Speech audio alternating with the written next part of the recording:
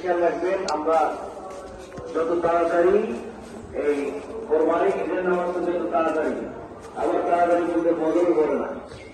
খেয়াল রাখতে হবে আমরা যত তাড়াতাড়ি পারি, কিন্তু আমাকে আবার ওখান থেকে আসতে হবে না।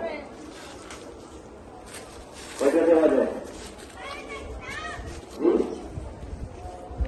7:30। 7:30 সবাই কি রাজি আছেন নাকি 7টা হবে? 7:30 ঠিক আছে?